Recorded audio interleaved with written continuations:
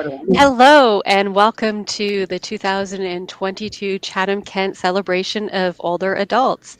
With us today, we have Mayor Darren Caniff, Councillor Claire Latimer, and Marjorie Crew, co-chairs of the Chatham-Kent Celebration of Older Adults Committee.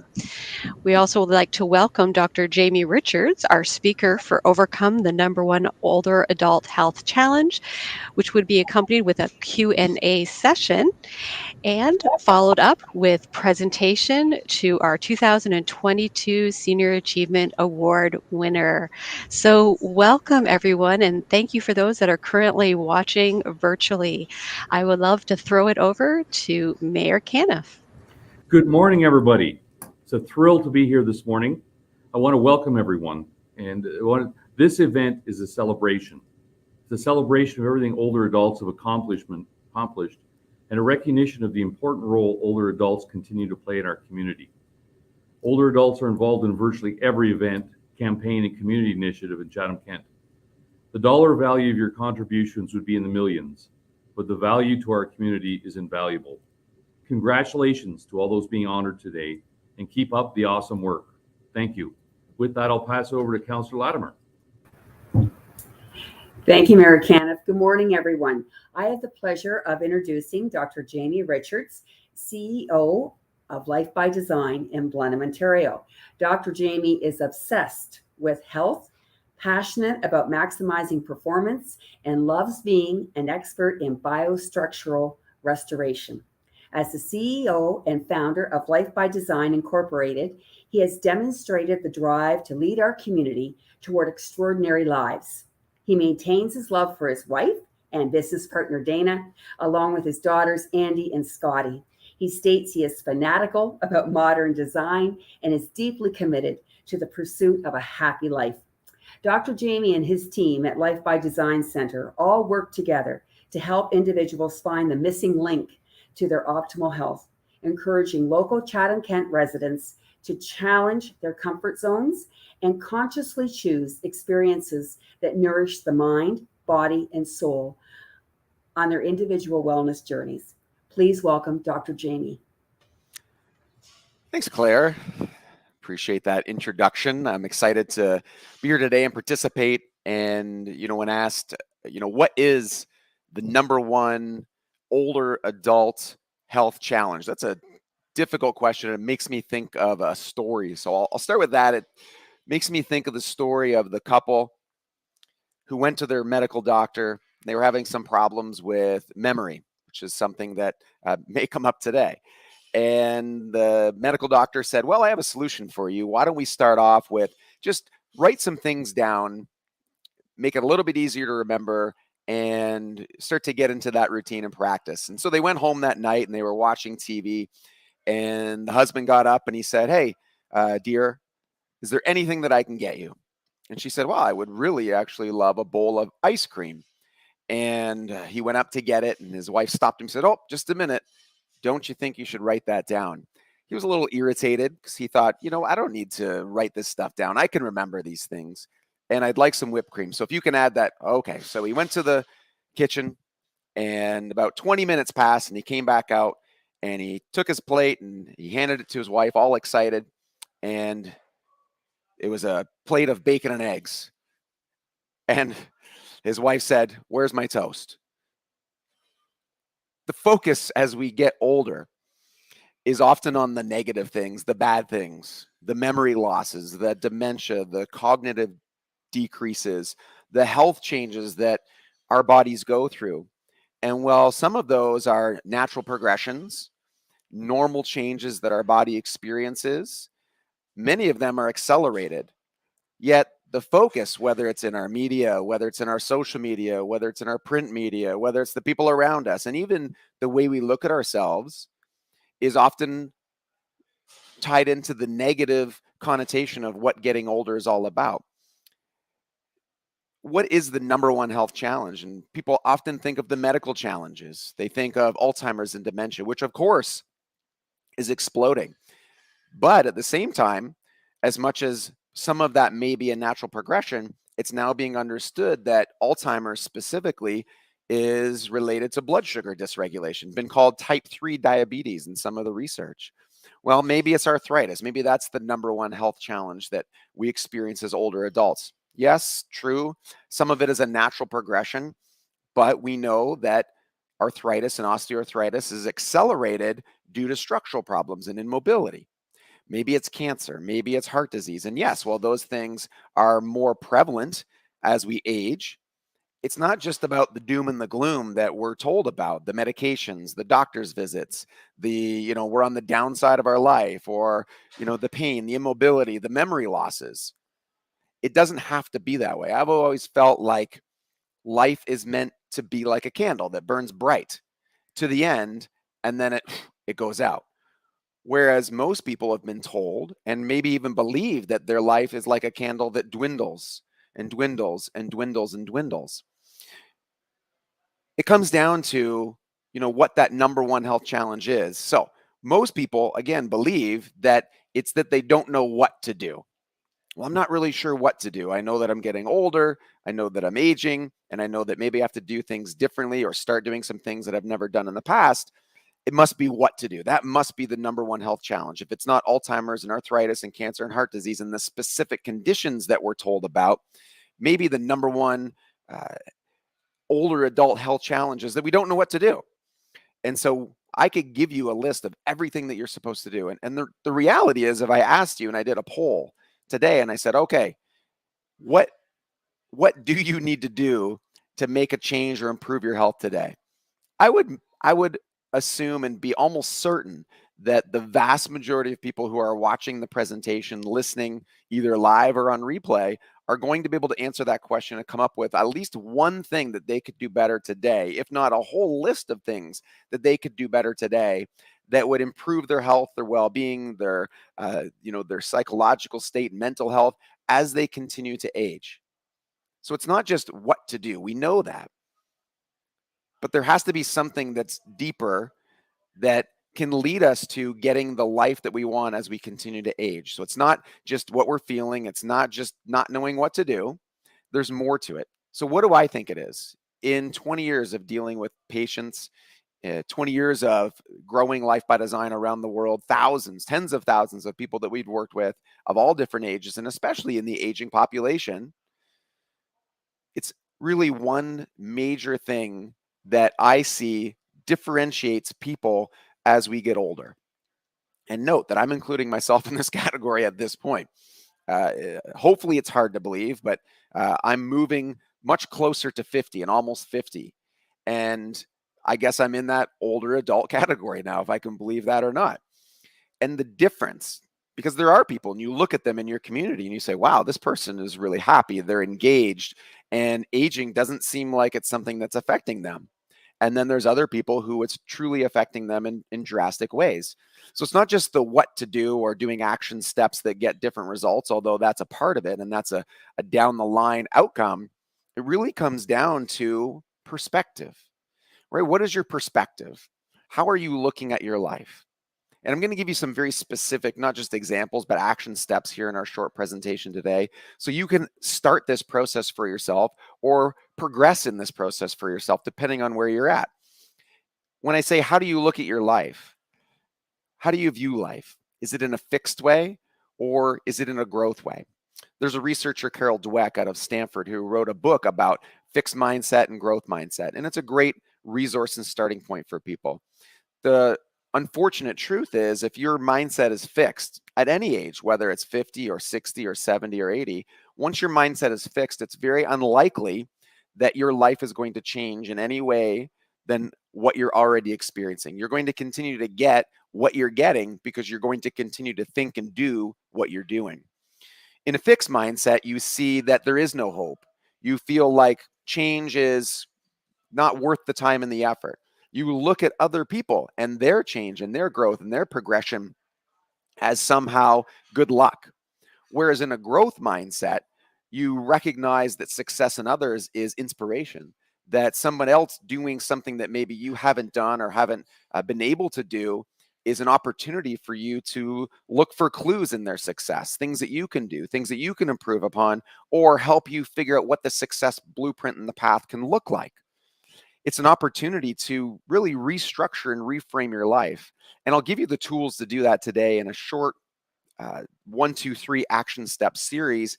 And I really implore you and encourage you to take what we're talking about here and start to actually apply those action steps. So, important to note here before we move into this what to do is it's not just that you don't know what to do, because you all know certain things you can be doing. The number one problem is not just the symptoms and disease conditions that are happening in your body or the loss of mentality, the mental changes, the cognitive changes, although those may be occurring. It's that the perspective on your life, meaning I either can change or I can't change, is either holding you back or it's pursuing you and pushing you forward. So how do you do that? How do you actually put the rubber to the road and start to create some type of series of action steps that will get you moving in this direction if it's something that you're currently struggling with? So I always start with at all ages, and I think this is something that is really, really important to note. What I'm saying to you today, although it's specific to the older adult population, it's not just for the older adult population. This is something that I encourage all people to do. Adults, this is something that we even do with our kids. Our kids are 5 and 7. We have these conversations with our children. And really, if you're an older adult and have kids and grandkids, I think one of the biggest things you can take from today is that the effect and the experience you're having in your life today is a product of the lifestyle choices you've made to this point. And that's not to indict somebody to say that it's all your fault if you're not experiencing a great and happy life. Yet it is to say there's a level of responsibility that we all can take. And if we look back at our kids and our grandkids, I think it's safe to say we want the best for them. We want them to be healthy. We want them to experience a great life. We want them to be happy. Yet, if you fast forward and look at your parents or those who cared for you, it's very likely that they wanted the same for you. And yet here you are. And if you're not experiencing the life that your parents wanted for you, and I truly want you to take this to heart and think about this. If you're not experiencing the life that your parents wanted for you, what are the chances that your children and grandchildren are going to be experiencing the life that you want for them versus what are the chances that they're going to be you in 20 years, in 30 years, in 40 years, saying the same thing that you're saying to yourself right now? Well, I'm too old. I can't do that. I'm on the downside of my life. That's not possible. That pains me personally to feel that that might happen to not just my children, but anybody. And so the best thing you can do, not just for yourself, and that's a great place to start, but for those behind you, your children and your grandchildren and beyond, the best thing you can do starting today, this instant, as soon as this presentation is done, really, is to start to role model the behaviors and start to role model the thought processes and the perspective that you want other people in your family to carry forward. This is an opportunity to create a legacy in your life, both going forward, and this can be part of the perspective that we're mapping out right now, but not just in other people, but the people nearest and dearest to you. If you could fast forward 30 and 40 years and even look back on your life and go through that, you've heard it in different circles, looking at your looking back and looking over your funeral and all the other people that are there. What is the legacy that you've left? I think about very recently my own personal story. My father passed away in 2019. And this is, something that's had a drastic effect on my personal life and how I've looked at this idea of creating a legacy. And for those who knew my dad, he was a very quiet person, but, knew a lot of people, interacted with a lot of people. I would say was kind of the mayor of Blenheim. So if Darren had a vice mayor, my dad was the mayor of Blenheim. And, when he passed away, this was, pre-COVID, we had a big event for him at Willow Ridge. And there must have been 500 or 600 people who showed up at this, event. It wasn't invite only. It was just a meet and greet and a celebration. And it was 500 or 600 people. There was seating upstairs, downstairs, cars parked down the road. And yet he did nothing specific. Wasn't the fanfare, wasn't, in a position of influence. Yet he left a legacy. And that's what I want to do for myself and for my kids. And I hope that's what you want. And here's how you do it. You have to start, number one, with asking yourself a very difficult question, which is, what do I value? What are my values? And so what is a value? Let's start there. A value is something that you would like to gain or keep. How you look at your life is very much dependent on your value system. And a lot of people don't really spend time thinking about their values. I think it's normal for us to get into the groundhog day and, day and day and day and day, and then you just carry forward. And that's great if you're extremely happy with your life and you've given thought to your life and your day-to-day actions are tied to your values. But for many people, you haven't given thought to what it is that you want in your life. So a value is something you want to gain and keep. An example of a value would be health. Health can be a value. Freedom can be a value. Uh, Contribution can be a value. Helping others can be a value. Volunteerism can be a value. So there's lots of values, and most people have somewhere between 6 to 10 core values. Taking time to clarify what those values are may be the most important thing you do in your life, because here's the path. Whether you consciously identify your values or they're unconscious, they are your values. And if your action steps in your life and the way you've designed and built your life align with your values, great things are going to happen. Yet, if your action steps in your life are in contradiction to your values, it's going to be a major, major problem. And I would even say that a large part of the unhappiness that people experience in their life, the upset and the frustration, is that they are pursuing a life that is not connected to their personal values. It's something that they either were told they were supposed to do, it was imposed upon them by other people. And as parents, this is something I believe we need to consider for our children. My values may not be the same values for my children or my grandchildren. And while I will share with them what my values are and why, we have to give them the freedom to choose their values and pursue their values versus trying to pursue our values or follow in our footsteps. So number one, what are your values? The second piece, and this is a much bigger process, but we're going to do it in a 5 or 10 minute period. What are your values? And number two is, what is my vision? Now, the key to creating a great vision is connecting your vision to your values. You see, this is where the rubber hits the road. So if my values were travel and I wanted to travel the world, and that was a value for me, then I could create a vision around that. I'd like to, go to Italy and I want to see this. I want to, be in Australia or New Zealand or wherever these other places are.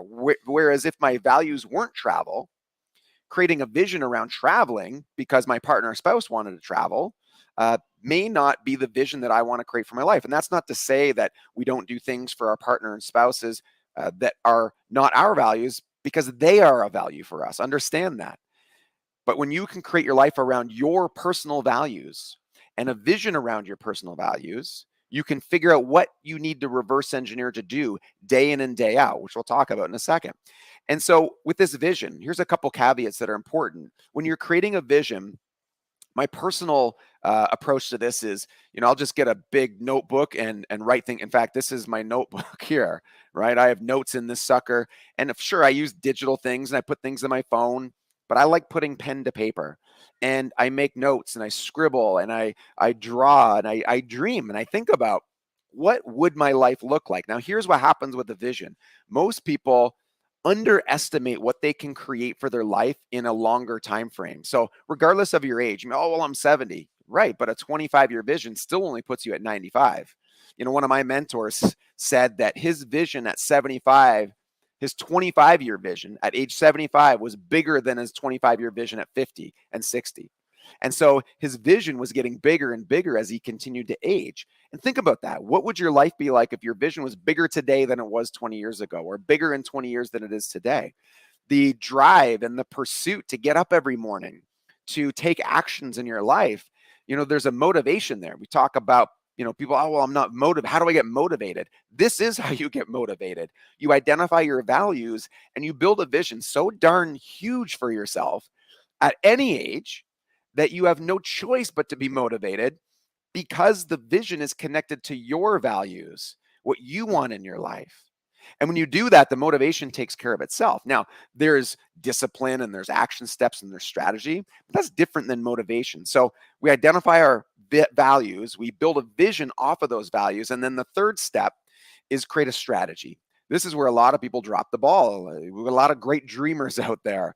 We've got our things scribbled down. I'd like to go here. I'd like to do this. Here's how I want to contribute. And that's fantastic. But again, unless the rubber hits the road and you start to action these components, there's a great quote that says, ideation without execution is delusion.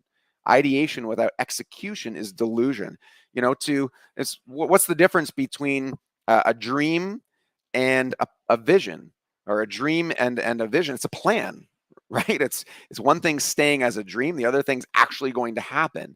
So you need to have a strategy. When I'm creating strategy, it's, the simple version is start big, map out, this idea of a year. You take this 25-year vision and you chunk it down into a year. And I think that's a great start. And you think about it, to take it down even to a quarter, if you run it like a business, even if you look at my notes where we store all of our family's components, I call it Richard's Family Inc. We run our family like a business, like a corporate structure. We have annual meetings, we have 90-day meetings, we have weekly meetings, and then we are both responsible for our day-to-day, to-dos that have come from those meetings. And by doing that, sure, we're ticking the boxes, but remember, having a checklist every day that isn't connected to your vision, that isn't built from your values, isn't going to move you anywhere different, and it's definitely not going to move you in the direction of the life that you want. So the action step here is start with a 1-year plan. And in that 1-year plan, we meet once a year, Dana and I, and we do this for each one of our companies as well. We meet and we plan out our goals for the year that are connected to our big vision, that is built off our values.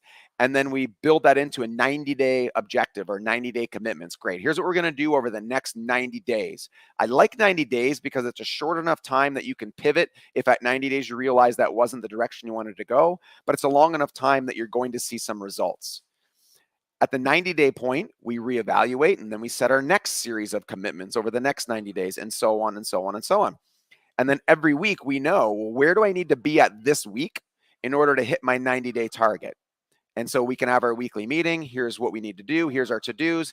And then we each individually schedule out how we're going to carry that out throughout the week, who's responsible for what things, where we're going to be at any given time.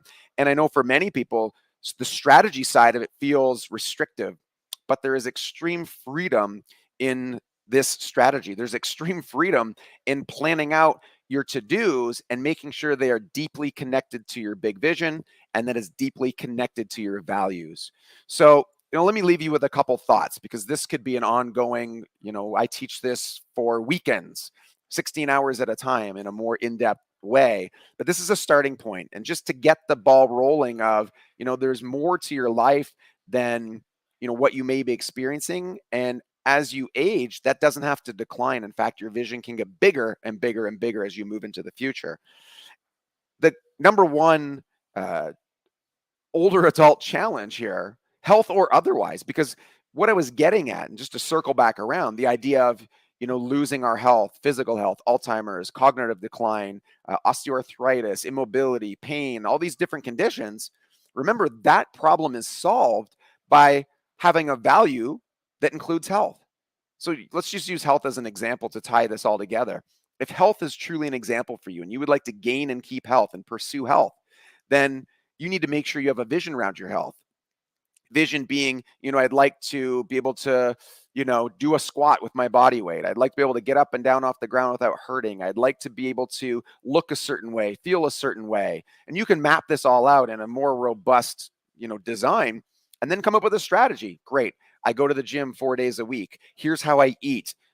Here's what I do in the mornings, my morning routine. This is my nighttime routine. This is when I go get my spine checked. This is when I do my workouts. You map everything out. You know that your day-to-day to-dos are tied to your vision, which end up tying to the value of health, which gets you the result. So most people start the wrong way. Well, I want to get rid of my pain, or I want to help recover from this condition, or I want to protect my health in the future. That's great.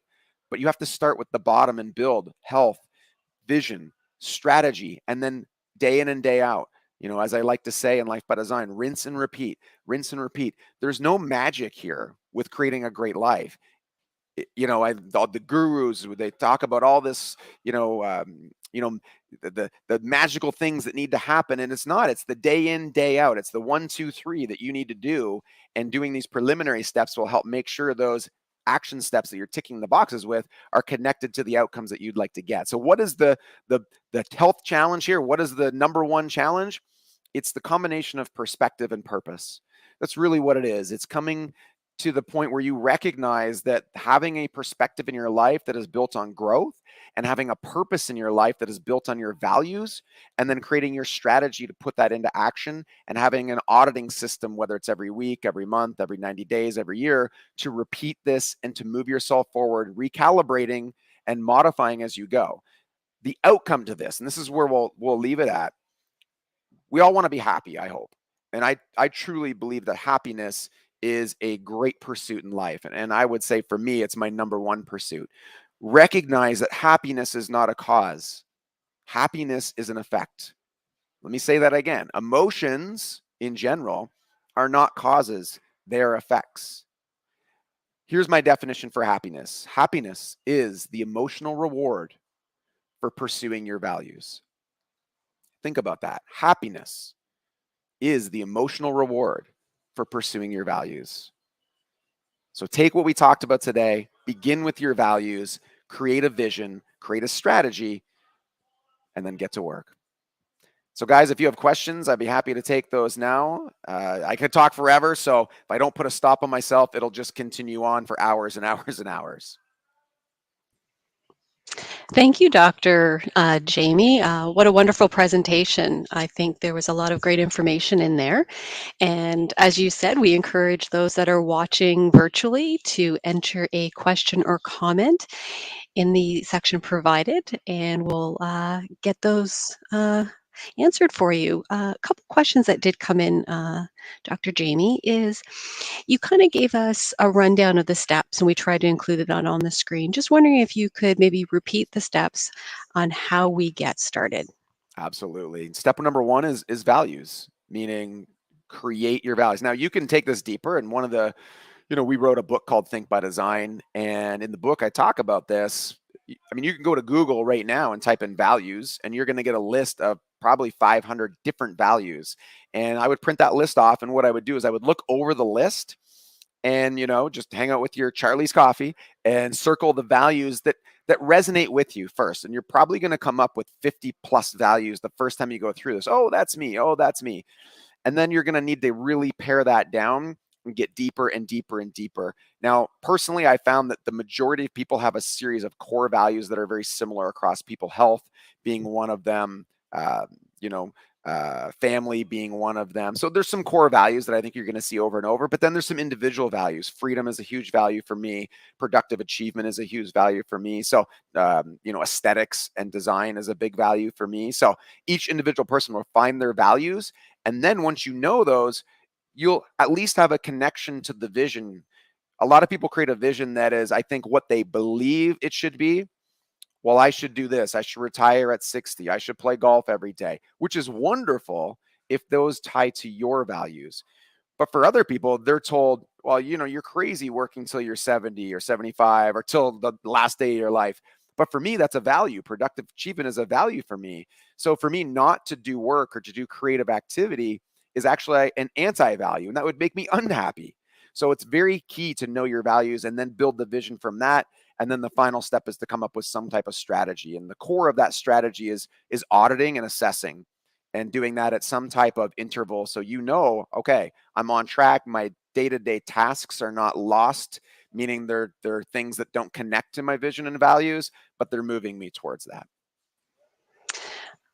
That's a great summary. Thank you. And what a really great point that you brought out about what is your bliss, and finding out what your bliss is and ensuring that your vision includes that. Because I think often too much we worry about what other people think, and what other people think is important. And we really need to look into ourselves. So I appreciate you highlighting that information for us. So just again, to follow up on the values. So people don't get overwhelmed, because I think that when they first think of this process can be overwhelming. Yeah. What is a good number of values to identify? Again, I'm sure as your life evolves, maybe one value gets replaced by another. So when you're very young, a young professional, your values might be something. Then as you enter into parenthood, I think your value would change again and continue on. what would be a good number so that people don't get Yeah. overwhelmed? Well, and it's a great question. You make some good points there. I think for most people, you're probably going to come up with 6 to 8 values, and they can change over time.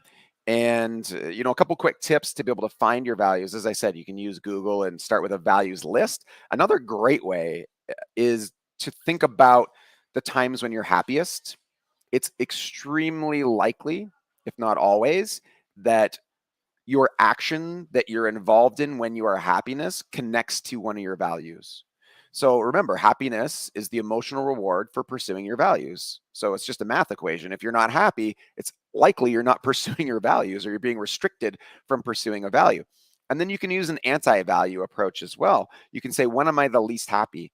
Right? When am I the most irritated? It's probably because those areas connect to an anti-value, the opposite. So let's say freedom is a value for me. If I'm being restricted in my activity in any way, I am not a happy person. I'm irritated and I'm just angry. And it's because a huge value for me is freedom, the ability to do what I want, where I want, when I want. That's my definition for it. And so when I created that value for me, and another step you can take, not to overwhelm people, is I've actually gone the extra step and just created a mini definition around each value. So again, freedom for me is to be able to work or live or do what I want, when I want, where I want. That's a value for me. And if I'm doing that and pursuing that, I'm happy as pig in mud. But if I'm not going to be a fun person to be around. The other thing I'll say about values, just to wrap it up there, is the goal is to use your values, not just to create your vision, but to make decisions in your life. We call it the doorman principle. So if you would imagine you had a list of your values and you gave it to a doorman or woman, and they were standing at the front of your house, every person that came up to your house said, "I'd like to see, Dr. Jamie." And my doorman or woman would say, "Well, let me see your values and let me compare those two." Say, "Look, I don't think this is going to be a good interaction. You guys don't have matching values. Let's not have this interaction." Now, that's not to say that I live in a world where I don't interact with people who don't have my values. But it is to say that the people closest to me have values that are similar to mine, and the ones that don't, well, I wish them all the best, but it's also unlikely that we're going to have a healthy relationship together. So that's a real difficult one for people, especially when it comes to family. That's a bigger conversation, but knowing your values is really key to at least be able to create your boundaries and know who and where you want to spend your time and energy on. Thanks, Jamie. I think with everything happening for people with post-pandemic and the mental stress that people are under, that reminder of spending your time with those that have matching values. I think that's, for myself, that just really resonated. So thank you Good. for that. You're welcome. Uh, so just another question as we wait for other people to provide questions online is, so how do I start to modify my habits later in life? So we've all we get into a rut of how we do certain things. And so, how do I change my current routine to maybe something of a habit or a Mhm. process that would better align with that vision and my core values? Great. Good question. Step one is recognizing reality. So simple answer is you have to want to create a new habit. So that's number one. But once we've gone through the process, or we've had that self-awareness to say, yeah, I'm not happy with the reality and I need to figure out a different reality, then you reverse engineer that. Once you know the action step you want to take and we get into the actual mechanics of habits, there's some great resources out there, great books. Habits actually is the name of the book, is a great book. But it talks about, you know, grooving the path, right? It's not just a discipline of, you know, I'm going to do it and then I'm going to force myself to do it. You can really groove the path. So, number one, don't take on too many habits. So, pick something that's very focused on an area of your life that you want to improve. Make sure that you either have a success blueprint that you believe is going to work, meaning you've consulted with an expert or you've done your research. Remember, success leaves clues. So, if you want to get healthier, find a healthy person. Right? If you want to, become financially free, then find somebody who knows how to help you become financially free. And you can go down that list, but success leaves clues. So once you've basically narrowed it down to what you're going to do, uh, success really comes from figuring out a trigger and a way to make it as easy as possible for you. So, I mean, simple example would be, if you wanted to go for a walk every morning, then every night take your shoes and put them at the end of your bed or put them in your doorway so you have to walk past them. Simple things like that. Now, to take it to another step and be a little more complex, I like to group habits together and create and tie them to a cue. So one of the things you can do, let's say, for example, a newer habit for me is my morning routine. So what do I do in the mornings? Well, I have a whole routine in terms of, and it sounds silly maybe, but brushing my teeth, flossing. I do a bunch of other stuff to prepare myself in the mornings. And so instead of remembering, well, I need to brush my teeth, I need to floss, I need to scrape my tongue, I need to do this exercise, whatever that looks like, I just created a routine and I have a cue. So for me, I walk into the bathroom, I open up the cupboard, and my cue is, my toothbrush is sitting there basically in a specific spot ready to go. So I see it. That's my visual cue. And I just do step 1, 2, and it just happens. It's like flipping a light switch. And you can think of all the areas in your life right now where your habits are very automatic. It's probably not just a single habit. It's a series of habits that tie together into one action. And that's what's happened. You're just unconscious to it as you have a cue, that cue gets flipped, and then a series of habits happen. Once you've done that consistently for a period of time, it becomes automatic. Then you can go to the next conscious habit, try and set up the same type of situation. Wonderful. A question from Victoria online. She wants to know, what is the best way to harmonize the plan when there's more than one person? So being a couple or a family and you have different values and goals. So I think you kind of mentioned that, Yeah. being with someone who has matching goals, but what if you're already together and you're going through evaluating your values and you find out there's some inconsistencies there? What could that couple or family do?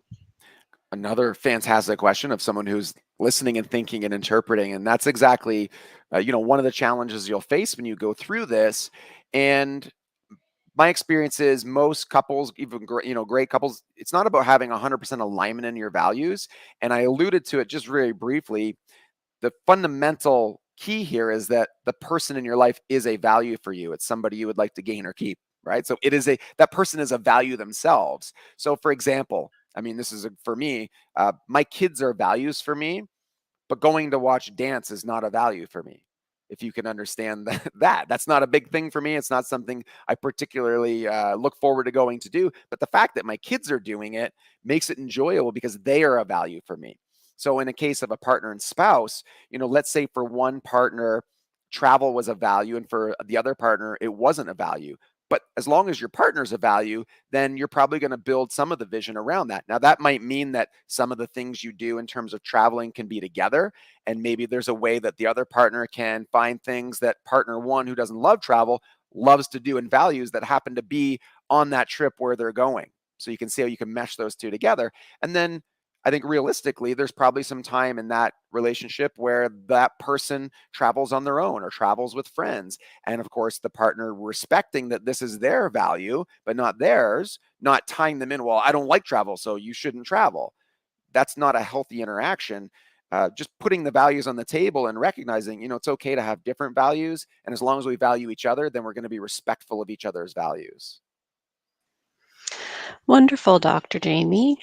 And maybe just to kind of wrap this all up, I know you've kind of mentioned a few resources. You mentioned Google and the book Habit.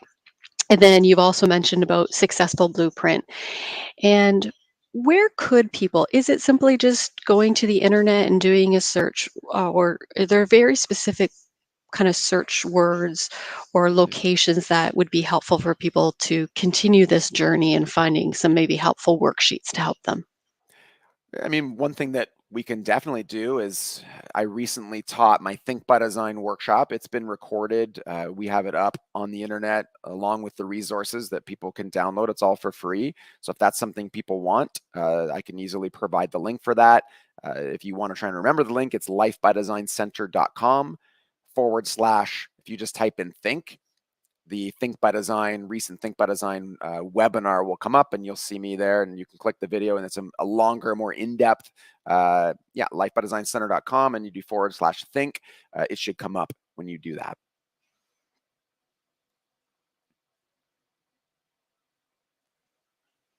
Wonderful. So we are going to now move over to Claire and Counselor Crew for just one moment, please. Counselors? There you go. Thank you, Amy. I would like, on behalf of Claire and myself, to extend a warm thank you to Dr. Jamie Richards, but we've been affectionately calling you Dr. Jamie through this. I'd like to thank you for your tips about the challenges that older adults face as we get older and how we can focus on positive changes to affect those changes in our lives. You gave us the tools, you gave us the action steps, you're motivational, and this will help people to move forward with their vision, no matter what kind of positive change that they would like to make. So on behalf of our committee, the CK Older Adults Senior Awards Committee, I would like to thank you for giving your time today to our cause. Thank you, guys. I appreciate you having me. And on behalf of the committee, Jamie, I'll be dropping off this small token of appreciation to you. Oh, can't wait. Awesome. Thank you so much. I appreciate it. We'll see you soon. Thanks so much, Dr. Jamie. You're welcome, guys. Again, thank you, Dr. Jamie. And so we're going to move on to the award portion of our session. And while Darren and our counselors get situated, who is it going to be? We had quite a few nominations and want to thank those in our community for submitting all these worthy people. So excited to be able to present to you who our 2022 Chatham-Kent Senior of the Year Award will be going to. So we're just, as I said, they're just assembling themselves in front of a camera. But again, exciting news to be able to announce who our 2002 recipient is going to be. So I just asked the counselors and the mayor to assemble themselves in front of the camera, please.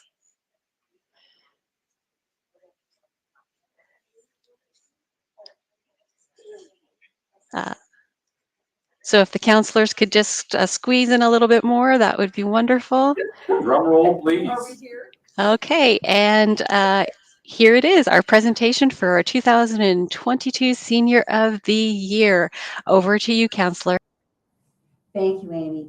Well, June is Seniors Month, and the Chatham-Kent Senior Achievement Awards provide an opportunity to remind all of us of the volunteer commitments, skills, and gifts that several of our older adults in the Chatham-Kent community continue to generously share with others. This year, the 2022 Chatham-Kent Celebration of Older Adults Committee were pleased to receive 13 nominations for the Chatham-Kent Senior Achievement Award. I'll have Councillor Crew read those nominated right now. Thank you, Councillor Latimer.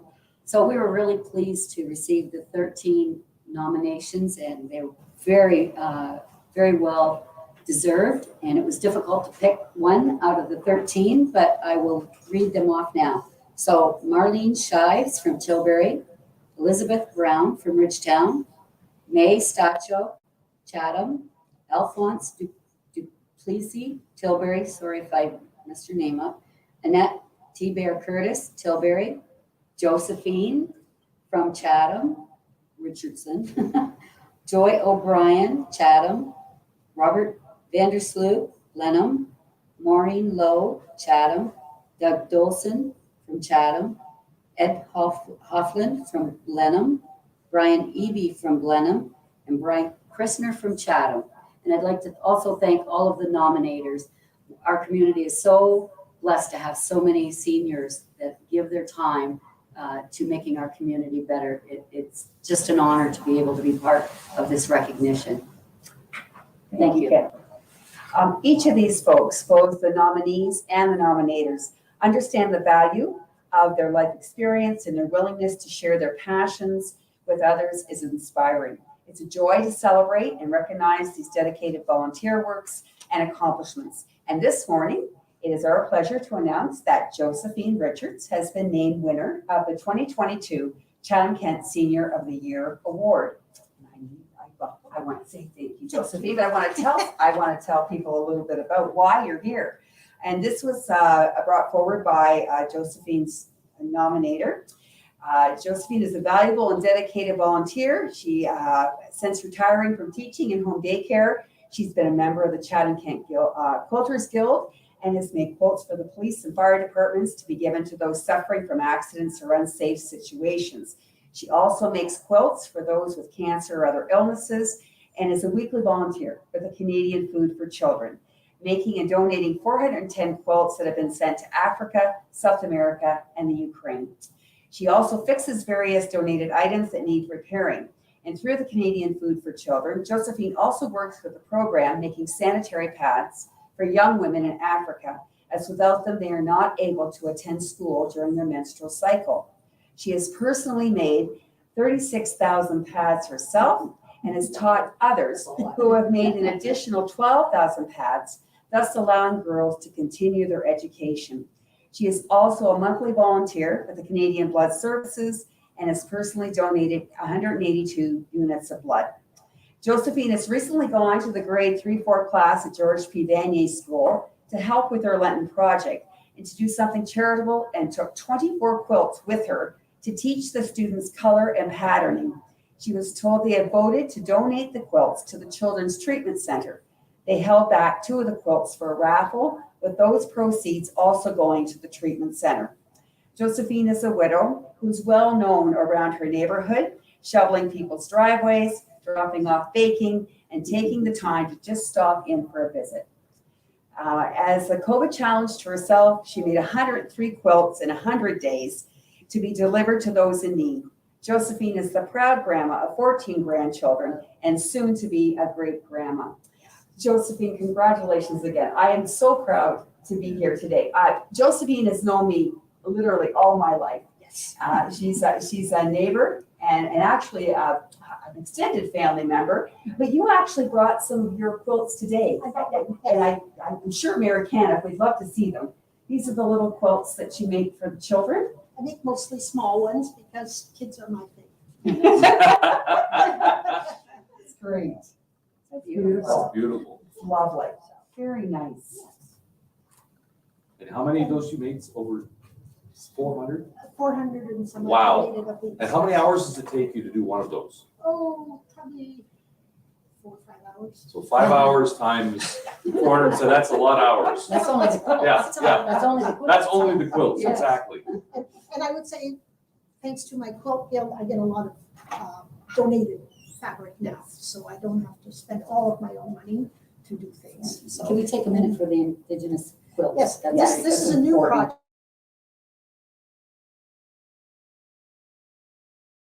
project. Okay. And they are asking us to make this 16.5-inch block. They are collecting them, and there is another group of ladies who are going to sew them together, and they are going to be given to the people who were in the schools, starting with the older ones and working their way down. The residential school. The residential schools. Wonderful. Yes, so, and we're to pick a feature fabric for the biggest square and then just add on pieces until we get to our 16.5 inches. So you're doing your part towards Yes. implementing the reconciliation items as well. Josephine, Yes. you are Awesome. And Exactly, still my word, awesome. just to say with the speech today from Dr. Jamie, I've been going through a little depression. And I will say that this was a new project and it really is helping me to see things from a different perspective and kind of get back on And this track. ties in with your values. Yeah, it's tying in with my values. You're also definitely a reflection of your parents' values.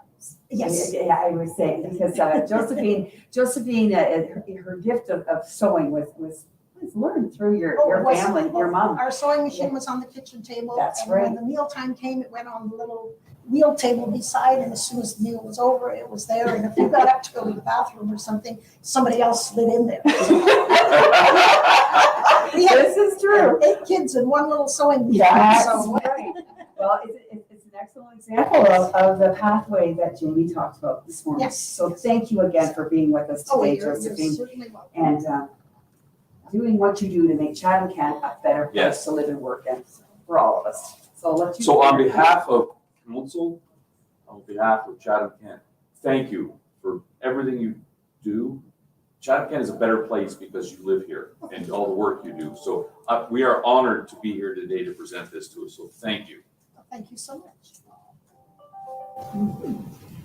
And Josephine, we also have a certificate from our MPP, Ruth Nichols, for you today. Oh, okay. Do that. And I'm presenting you with one from our MP, Dave Epp. So, congratulatory. Wow, I have lots of. You have lots of. Yes. And for those interested in learning more about Josephine and all those nominated for the 2022 Chatham-Kent Senior Achievement Awards, biographies and nominees can be found on the Chatham-Kent website. So thank you again, Josephine. Congratulations. Thank you. Wonderful. A standing ovation.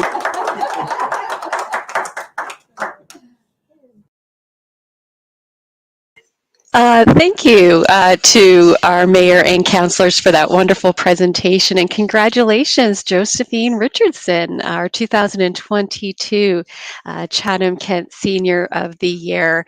And a special thanks to the Chatham-Kent Quilters Guild that works with Josephine, doing amazing work in sharing their lovely works of art with our community. So as we begin to wrap up, I know that our counselors really wanted to thank their committee and again their nominators and nominees for everything they do for our community. And so as the counselors reassemble themselves, we will be right back here with you for closing remarks. Counselor? Yes, thank you, Amy. We'd like to take this opportunity to thank the members of the Chatham-Kent 2022 Chatham-Kent Celebration of Older Adults Committee, namely Karen Herman, Catherine Vanek, Eleanor Mifflin, Victoria Stewart, Jesse Passa from the municipality of Chatham-Kent, Councillor Trevor Thompson, Councillor Anthony Sakachi, and sincere appreciation is also afforded to the communication team from the municipality of Chatham-Kent and Eric Shaw from Your TV, who provided the necessary virtual support for this live production brought to you today. I'd also like to thank everyone for joining us today. And this is the beginning of Senior Month. So we don't just celebrate senior volunteers one day. Continue to celebrate every senior who gives of their time and adds value to our community. So thank you, everyone, for joining our celebration of older adults. Have a great day. And stay well and safe as we hope to see all of you next year at the Chatham-Kent Celebration of Older Adults in June of 2023. Good morning, everyone, and thanks for joining us.